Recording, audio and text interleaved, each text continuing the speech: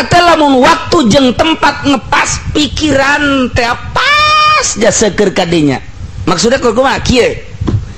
Jam eta sadar, di tempat eta sadar, maca Quran kesadaran dipake tadabbur, terasa hirup teh terakhir eta. Teu inget kanu geus, teu mikiran kanu encan, seakan-akan harita bae Allah mukakeun hijab putuh ka jero hate, tertek ngeunaheun amat teh ayat. Lain ku ceuli kadenge ngeunahna, tapi ku sabulu-bulu. Nikmat sabulu-bulu hese tah mangga carita ngeunaheun atuh ayat urang nu maca, urang nu ngeunaheun. Ketika urang kaayaan seperti eta pas frekuensina tempat waktu sadar jeung pembukaan hijab ti Gusti Allah putuh ngaranna. Putuhul arifin nu kosok urang dibuka dibere urang teh tet bae. Teu kudu maca urang ngadenge batur nu maca Quran ngeunaheun lain ku ceuli perasaan urang nikmat jasa. Hese nyaritakeunana tah mangga hese ngeunaheun.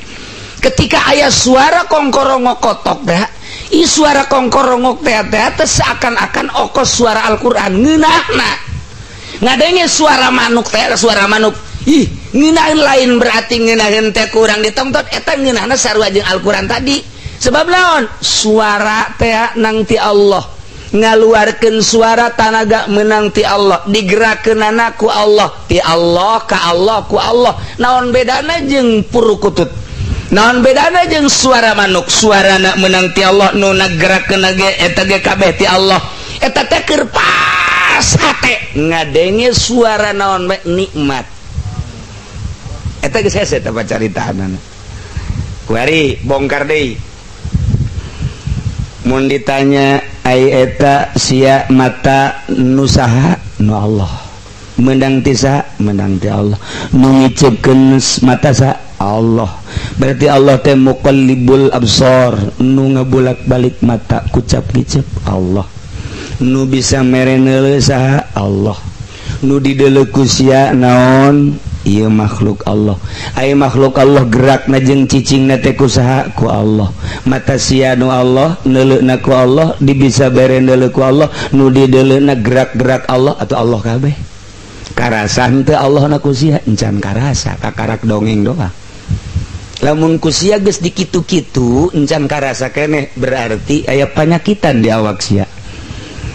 Balikan deui nu mere ceuli saha? Allah. Nu bisa ngadengekeun Allah. Anu bisa ngadengekeun suara-suara saha? Allah. Ai suara eta adalah ti saha? Ti Allah. Anu batur nyuara-nyuarakeun boh manusia boh hewan eta nu ngabisakeun sasada saha? Allah. Atuh sora kadengena ku saha? Ku Allah. Itu nangieun saha? Allah. Ai eta ceuli sia nang saha? Nang Allah. Ai Allahna di mana? Teu karasa. Hijab berat. A'udzu billahi minasy syaithanir rajim. Innallaha wa malaikatahu yusholluna 'alan nabi. Batin tesin lantaran udaganana ieu adalah usul ilallah. Geus awaik na ieu gangguan-gangguanna naon ieu? Mungkin bae ti murid, mungkin bae ti ekonom, mungkin bae ti pemerintah. Geus mulai kuari api.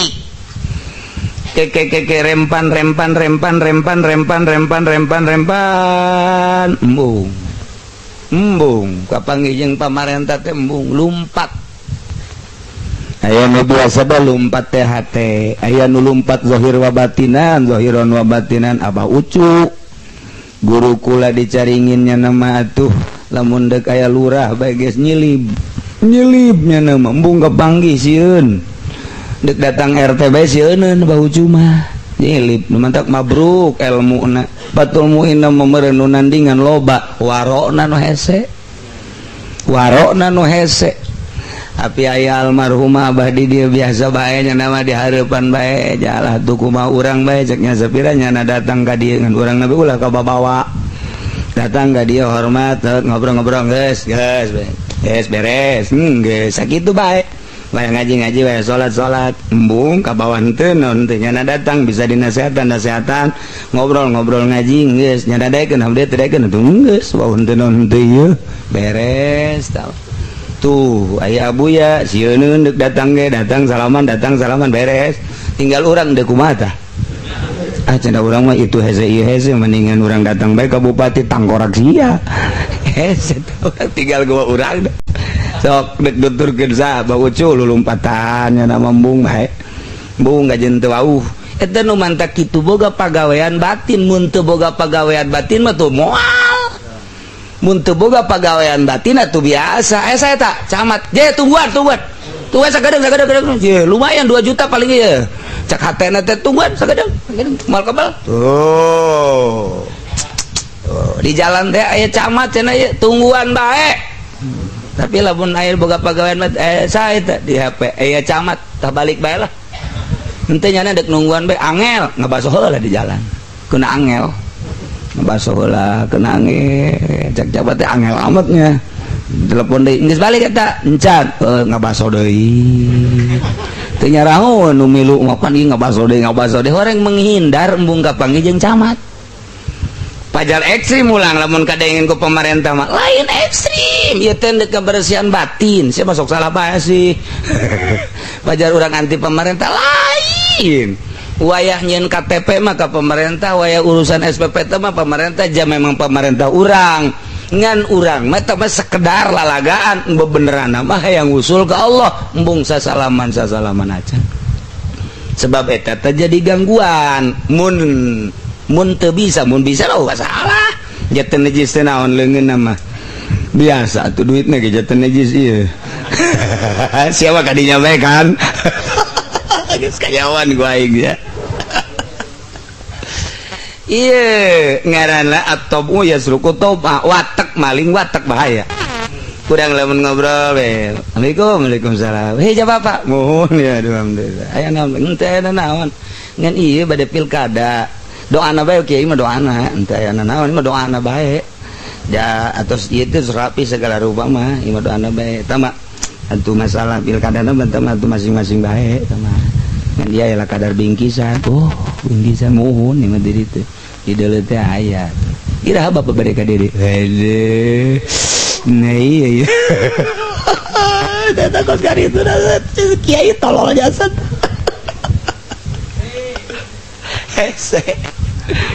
ya Allah ya Rabbi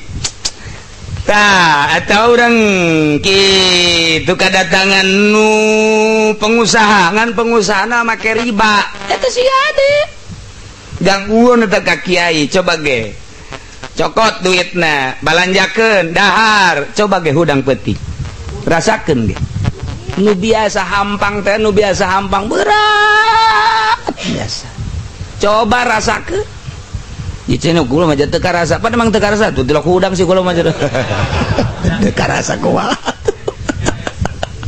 teu bisa gabedakeun coba ge balanjakeun dahar beda bisa dibedakeun teh duit riba jeung duit halal geus lamun jelema anu hayang usul ilallah dicirian ieu mulai didahareun ieu ya geus karasa puyeng aing geus tuh kos kitu kan kos kitu tah ai urang mah teu buka rasana ira teh budak datang deui lumayan tah urang mah ngarep-ngarep lain ngadoa ka Gusti ya Allah ya Rabbi Gusti abdi teh pan hayang usul ka Gusti nu karasa duit ti si eta ku abdi geus dirasakeun puyeng hudang ti peuting teu bisa tahajud teu bisa maca Quran nyanggakeun ka Gusti sadaya-daya aya ku abdi beureun diusir teu bagus atuh Gusti nu ngadatangkeun Gusti deui nu ngajauhkeun mangga jauhkeun Gusti jelema na mah duit nu masalah kirimkeun ge eta doa bloon teh doa aduh Gusti bonusnya 3M Gusti aduh insyaallah karim nah iyalah jadi lamun urang dek kebersihan batin supaya cekas supaya Allah teh kagambar di hati urang di dunia hati ta'alluq ka Allah mata hati neuleuh ka Allah di akhirat mata zahir batin neule ka Allah supaya kos kitu nah kuari mulai dibersihan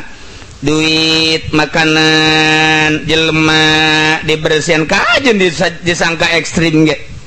eta mah geus sabodohnya anak urang nya pepegatan ieu panding jelema aya jeung Allah tah ekstrim pasti bae ekstrim khariqun lil adat teh nu biasa kapanggih jeung jelema bunga sono ieu mah henteu geus khorik tadi hayangnya khariqun lil adat bertanya geus pepegatan jeung jelema bakal khariqun lil adat sebab nu biasa jelema kapanggih jeung jelema teh biasa ieu mah henteu bung kapanggih geus khariqun lil adat tapi lamun teu boga tujuan mah teu bagus ieu mah boga tujuan titipan ti guru kade hate supaya babarengan bae jeung Allah geus dulain Allah sisikeun mulai mahal kos gitu teh ke terus bae helanan ngaji ge helanan ke puyeng sorangan ge nyaho mahalna waktu nyaho mahalna tempat mahal bedang ke bakalna terus set geus tu kamari teh tempat sampai masjid na kuari kieu geus kamari dibahas kitu naon ngaranna wal hukub bibabi hadratihi waqfatun ta'dilu alfa waqfah bi arfah cicing di hiji tempat anu nyana usul ilallah eta teh ngabandingan arfah 1000 kali arfah 1000 kali arfah nah iya aya deui bahasana beda bahasa kama qala lahor kullu waqtin min habibi qadruhu kal pihijatin tiap waktu asa bareng jeung kakasiane jeung Allah eta ukuranana sarua jeung 1000 haji wayal kharitu ngerucut akur cek urang mah ngalembre dina rentengan ieu bahasa ngunggulkeun ayat-ayat Al-Qur'an sebahagian kana sebahagian ayat kana sebahagian deui wa zalika ala hasbi batadullu alaih min tazimir rububiyah wa kasfi hijabiha urang maca Quran teh disunahkeun tadabbur urang bisa menang sajud setengah jam bigoiri tadabburin tapi bisa 2 jam ditadabburin maningan tadabbur urang saminggu bisa hatam Quran bigoiri tadabburin tapi lamun tadabbur bisa 3 bulan 4 bulan atau 1 tahun maning tadabbur. أعوذ بالله من الشيطان الرجيم بسم الله الرحمن الرحيم dibaca kurang itu abasa wa tawalla mengo kangjeng wa tawalla tegesa mengo bendu abasa wa tawalla anja'ahul a'ma ketika datang ka Kangjeng Nabi jelema nu buta yane Ibnu Ummi Maktum ketika Kangjeng keur karumpul jeung sahabat-sahabat ngayakeun pembahasan tarajul Ibnu Ummi Maktum anja'ahul a'ma Kangjeng Nabi didinya ngabalieur ditegor ku Gusti Allah amma man istagna fa anta lahu tasadda napun kadatangan jelema nu anjeun teu butuh ka eta jelema kos kadatangan nu buta yakne Ibnu Ummi Maktum anjeun Muhammad tasadda ngabalieur ulah kitu Muhammad lantaran eta jelema teh buat teuing menurut Allah maleuwih mulya tibatan nu keur dihareupan ku anjeun ditegor ku Gusti lantaran kadatangan nu buta teh dianggap ku Kangjeng Nabi balah ngabalieur asa ribet wah Muhammad mun maneh kos kitu tingkah laku anjeun atuh agama moal beres Muhammad awas ya wa amma man ja'aka yasa anapun di mana jelema datang ka anjeun teh jelema anu potensi waduh pantalahu talaha wahehe kala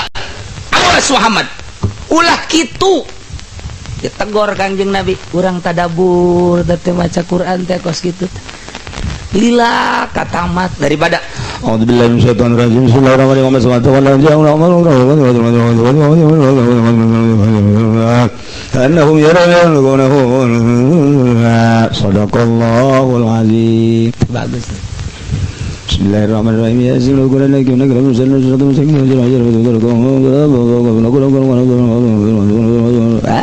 Moal manjur siapa pakai pelet ge kos kitu mah. Kol Quran tinggal kol Quran eta Yasin moal manjur bae. Pola tuh kudu kumaha. Bismillahirrahmanirrahim. Yasin. Hartina ieu Haji Yasin.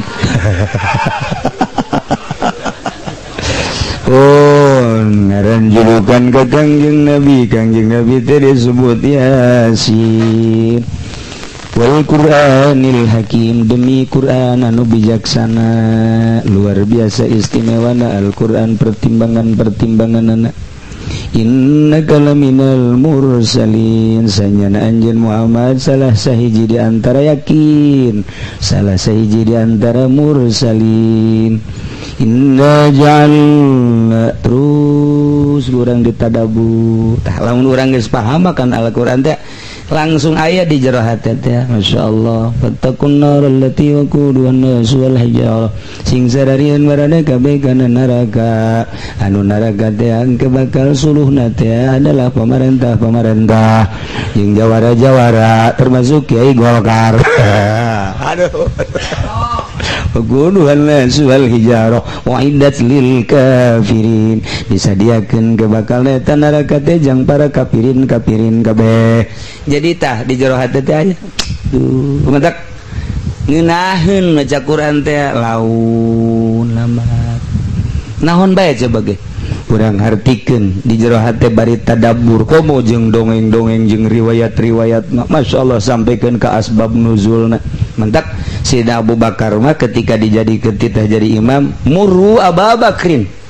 parentah Abu Bakar supaya jadi imam manas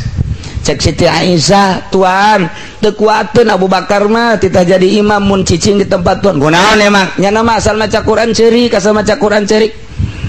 muru Abu Bakrin cak Kangjeng Nabi parentah ku barene kabeh Abu Bakar lantaran keukeuh Kangjeng Nabi kan teu damang aya Siti Hafsah istri Kangjeng putri daripada Siti Sayyidina Umar Hafsah cek Siti Aisyah ka dieu eta Kangjeng keukeuh jasa ditangi Maman Abu Bakar ka Abah sia bae Abah maneh bae Umar tah ngimaman kitu lantaran Abu Bakar mah lamun ngimaman ceurik bae teu kuateun jangan maca Quran teh bebeja Siti Hafsah Kangjeng ja Siti Aisyah titah Sayyidina Umar titah Abah bae jangan ngimaman sebab teu kuateun muru Abu Bakrin wih siun cek Siti Hafsah titah Abu Bakar bae antunna anjeun kabeh sakumaha awewe nu keukeuh ka Kangjeng Nabi Yusuf keukeuh hayang neuleuk Kangjeng Nabi Yusuf kos kumaha keukeuh dibejakeun moal kuat ge muru Abu Bakar ieu teh sababaraha manu paedana maksudna Sayyidina Abu Bakar teh mun baca Quran nya mah ceurik baca Quran masyaallah pernah Muammar ge ceurik balik teh bayaran datang ke imam ceurik pohon dan ini lupa apa ini aduh pudol aja pernah ceurik dong aduh udah daripada ceurik mending bere-bere habak nah iya muru apa ceurik Sayyidina Abu Bakar loba sahabat-sahabat tu ceurik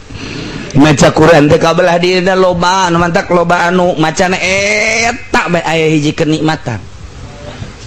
Jadi eta ulama teh macana eta bae hiji kenikmatan nu nyana geus dibulak-balik ayat eta teh nikmat luar biasa. Mentak di lembur urang ge aya nu sok kuliah jeung kulhu bae. Emang eta doang. Nah, mulai kuari. Hiji-hijina ayat teh aya rahasia. Kabeneran jelema nu maca teh keur sadar kabeneran keur sadar tadabur kana eta ayat keur sadar tadabur waktu jeung tempat ngepas. Eta teh lamun waktu jeung tempat ngepas pikiran teh pas jasa keur kadinya. Maksudnya kumaha kieu? Jam eta sadar, di tempat eta sadar, maca Quran kesadaran dipake tadabbur, terasa hirup teh terakhir eta. Teu inget kanu geus, teu mikiran kanu encan, seakan-akan harita bae Allah mukakeun hijab putuh ke jero hate tertek ngeunaheun amat teh ayat lain ku ceuli kadenge ngeunahna tapi ku sabulu-bulu nikmat sabulu-bulu hese tah mangga carita ngeunaheun atuh ayat urang nu maca urang nu ngeunaheun ketika urang kaayaan seperti eta pas frekuensina tempat waktu sadar jeung pembukaan hijab ti Gusti Allah putuh ngaranna Putuhul arifin nu kosok urang dibuka dibere urang tetet bae teu kudu maca urang ngadenge batur nu maca Quran ngeunaheun lain ku ceuli perasaan urang nikmat jasa hese nyaritakeunana eta mangga hese ngeunaheun ketika aya suara kongkorongok kotok dah i suara kongkorongok teh seakan-akan okos suara Al-Qur'an ngeunahna ngadenge suara manuk teh suara manuk ih ngeunaheun lain berarti ngeunaheun teh kurang ditongtot eta ngeunahna sarua jeung Al-Qur'an tadi sebab naon suara teh nang ti Allah ngaluarkeun suara tanaga menang ti Allah digerakkeunana ku Allah ti Allah ka Allah ku Allah naon bedana jeung purukutut naon bedana jeung suara manuk suarana menang ti Allah nu nagerakeun ge eta ge kabeh ti Allah eta teh keur pas hate ngadenge suara naon nikmat eta geus hese teh caritaanana kuari bongkar deui mun ditanya ai eta sia mata nu saha nu Allah menang ti saha menang ti Allah nu ngiceupkeun mata saha Allah berarti Allah teh muqallibul absar nu ngabulak-balik mata kucap kicep Allah nu bisa mereneuleun saha Allah nu dideuleu ku sia naon ieu makhluk Allah aya makhluk Allah gerakna jeung cicingna teh kusaha ku Allah mata sia nu Allah neuleuna ku Allah dibisa bere neuleun ku Allah nu dideuleuna gerak-gerak Allah atau Allah kabeh karasan teu Allah na ku sia encan karasa kakarak dongeng doang lamun ku sia geus dikitu-kitu encan karasa keneh berarti aya panyakitan di awak sia balikan deh nu mere ceuli saha Allah nu bisa ngadengekeun Allah anu bisa ngadengekeun suara-suara saha Allah ai suara eta adalah ti saha ti Allah anu batur nyuara-nyuarakeun boh manusia boh hewan eta nu ngabisakeun sasada saha Allah atuh sora kadengena ku saha ku Allah itu nangieun saha Allah ai eta ceuli sia nang saha nang Allah ai Allahna di mana teu karasa hijab berarti koreksi kurang hijab teh oh menang ti camat dibere 2 juta tatilu kara kamari pun ti bupati ai bulanan teh sabaraha kara bulanan teh sabaraha kara atuh ngaromong sia atuh sok antri teh beb berapa beb 300 eta alang ceuli nang ti Allah nu misakeun ngadenge Allah anu engke nyabut kana denge urang Allah dibukakeun deui sehingga ngadenge nu mere ngadenge Allah suara nu kadenge ku urang teh eta teh anu bersuarana nang nyuarakeun Allah kuari urang nang Allah ceuli nang Allah sora nang Allah tah kadenge ku urang nang ngadengekeun Allah Allahna teu karasa hijab berarti urang lamun geus kadenge mun karasa mah urang teh ieu teh keur ngojai di Allah di ilmu Allah di basar Allah di sama Allah di segala rupa Allah tapi teu karasa kurang hijab teliti kurang tadi da ilmu thariqah mah mungkin aing sasalaman ieu jeung jahe atawa mencrong neuleuh bujur waduh ngagepayan sini deh bujur jahat jasa teh bujur datang ka ngaleungitkeun rasa Allah waduh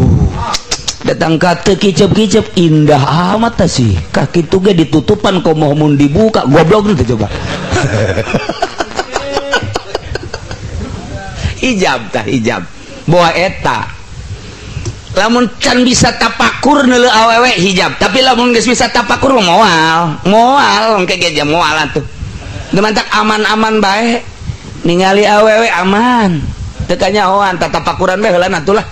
abe aman kayak jelema tikem kamu plase emang bohong ngokos kitun nggak bohong emang kayak Golkar makanya wan bae ieu tah gawe tapakur lain lalagaan teh kos kitu teh ieu secara global heula nanti terus naonnya ya inggih naonnya ya wah kamari dibere duit ye ku bupati ku aing dibelikeun ka beas atau ka lauk di dahar buah ieu geus dikoreksi teu oh pondok kayak anu mere ye pemerintah ye aing bangga kebanggaan eta lah batak jadi hijab urang babarengan bi ayyi syai'in jeung naon anjeun babarengan ta eta syai' eta bakal ngahijab ka diri anjeun antara anjeun jeung Allah lamun urang asa babarengan jeung holik berarti urang hamba holik mun maneh babarengan jeung sain holik berarti urang babarengan urang teh hamba eta urang teh hate urang keur babarengan jeung duit urang hamba duit urang hate urang babarengan jeung mobil urang keur jadi hamba mobil urang babarengan hate urang teh jeung awewe urang jadi hamba awewe hate urang babarengan jeung jabatan urang hamba jabatan kitu bae dina ilmu tarekat mah nah terus ditapakuran ku urang supaya urang jadi hamba Allah per detik per menit teh ingetna ka Gusti Allah bae kuari bisa gancang caritana bae gancang caritana bae mah angel atuh emang ngobrol jeung nu kieu mah angel teu ka harti-harti heran aing mah puguh mata ti Allah nu di deuleuhna eta makhluk Allah gurak-gerakna gati Allah mata urang nu ngagerakeun Allah ituna ge nu kadeuleu ku urang Allah tapi Allahna teu kadeuleu hijab eta teh lamun urang boga guru tarekat mah ditampiling urang ku guru sia goblok sia dididik sakumaha urang nampilingan budak diurukan ku urang baca ku sia talabzatun takib talabzatun mah nani baca 7 wa 7 5 tol talabzatun yang dibaca 4 wajah ya ieu budak teu bisa-bisa 5 labzatun yang dibaca 5 wajah labzatun keur dibaca labzatun nu ka awal jadi badatun 800 hari badat wa keur dibaca labzatun kadua jadi tuh siapa poho deui kan heuh tah eta dicarekan pan ku guru goblok sia labzatun bae teu bisa ieu ge sarua tah pan sia geus dibere metodena zikir sok hanteman kadinya tapakuran kok teu kadeuleu Allah tampilingan ku guru tarekat guru mursyid mentek keur kieu bae ge di masjid urang la ilaha illallah la ilaha illallah la ilaha illallah sia guru la ilaha illallah cau sia la ilaha illallah la ilaha la ilaha illallah la ilaha illallah la ilaha illallah di masjid lain di pendopo la ilaha illallah mah carekan aya untian teh di pendopo mah sia dicarekan can ikhlas can bisa tampilingan bebeneran lain lalagaan zohir teh tampiling bae imma ditampilingan engge keur datang ka imma wa imma aya secara gaib juga secara gaib bae keur di pendopo teh tampiling isa nu nampiling ieu sanu nampiling teh teh kanyawan horeng guru eta teh leungeunna datang ka pendopo pod balik aduh kos gitulah keur carita ilmu hakikat teh emang aya moal datang lamun urang teu pernah ka guru moal bisa balikan deui tah ku ari jamna jam 12 gah datang teh moal sih iya keur carita akur frekuensina waktu tempat sadar dibukakeun ku Gusti Allah tret muringgak bulunya nana ge ku ngeunaheun teh di mana tah kajadian kos kitu di musola eta pas nyana wusul ilallah boga perasaan eta tempat eta mulia ternyata di kamarnya di kamar terjadi seperti eta kamar eta mulia tempat kerja ditakeun tempat tempat eta teu samarangan berarti eueuh setan saat eta di tempat eta mulia tah eueuh setanan di tempat eta nu mantap kainget-ingeteun engke kan ku Allah ditutup deui di sikomah mah trek mungkin 5 menit nya bisa gitu mungkin 10 menit kayak kapangi jeung jelema embung kanjen kumaha kan ku lantaran nyanana henteu kholwah ya otomatis kapangi ngobrol ku obrolan makhluk eta bisa leungit ku obrolan makhluk bisa leungit sebab nyana keur jeung kholik ketika nyambung deui jeung makhluk kholik eueuh leungit lah nyana leungit teh asa tinggalin naon asa kalingitan naon Gusti leungit mulai nyana mandi deui wudu deui mulai start deui hese ka aya deui wah can puguh bisa saminggu sabulan moal bisa terus koreksi hese amat balikan deui ka tempat nu eta tempat eta pernah di mana terjadi eta tah kos kitu teh ternyata pernah di masjid anu balik deui ka ditu eta tempat lain lalagaan mulia menurut manehanana saat eta bisa wusul ilallah eta teh setanan di dinya balik deui coba ka ditu balik deui ternyata hadir deui hadir mentak aya anu disurau ulah dirobah ieu mah surau teh sebab naon ieu teh aya hiji kenikmatan kamar ieu ulah dirobah aya hiji kenikmatan kamar ieu teh pernah terjadi naon pengantin baru nah ieu penemuan wusul nikmat anu luar biasa terjadilah di berede ku Gusti aduh ngeunaheun amat eta tempat lain sambarangan mulailah nyana ku ari mengasingkan diri embung terang-terangan ka duit kos kitu teh sambarangan jeung jelema eta ulah diajak ka dieu nyana geus batinna geus ka Allah bae ulah si eta mah ulah sok diajak ka dieu lah aing asa teu lamun datang ka dieu si eta ulah atau teu ngomong kitu ngasingkeun diri di jerona Allah Maha uninga keur tegah teh urang oh sia teh hayang jeung aing bae embung jeung makhluk kanyawan kan ku Gusti Allah heug aing dibere ku ari sering per minggu sakali ketika urang boga perasaan kos kitu urang na teu salat ngahareupan jelema nu salat si itu salat bae urang mah asa bareng bae jeung Allah timbang di akhirat timbang nu salat ribuan rakaat jeung nyana nu cicing bae nganapas Allah doa bakal beratan nyana naon sebabna nu salat mah can puguh inget ka Allah bener teh kan pan si aya salat inget ka naon atuh gitu bae sia salat inget ka naon keur salat bae teh inget ka Allah nyana mah diuk bae inget ka Allah diuk doang nyana mantak diukna gengge kadang-kadang handapeun tangkal mede handapeun tangkal Ambon bari nyate atuh kumaha nyana bae geus kadang-kadang mah di sisi paciringan anu teu kira-kira teu kaganggu bae ngeunaheun jasa jeung Allah Allah asa bareng asa hadir innallaha ma'ana karasa kunyana bandingkeun jeung jelema anu zikir bae di majelis taklim bandingkeun jeung nu zikir di Senayan bandingkeun jeung nu zikir di istana bandingkeun jeung zikir di pendopo bandingkeun jeung nu salat bae anu motifna seperti eta nyana ngan saukur napas dong Allah napas eta mah pan maiyahna aya rasa bareng jeung Allah mahal jasa bandingkeun jeung nu sejen moal bisa nailah waliyun min auliyaillah ta ieu kakarak carita ayat encan carita baca sholawat waktuna geus beak wallahu a'lam.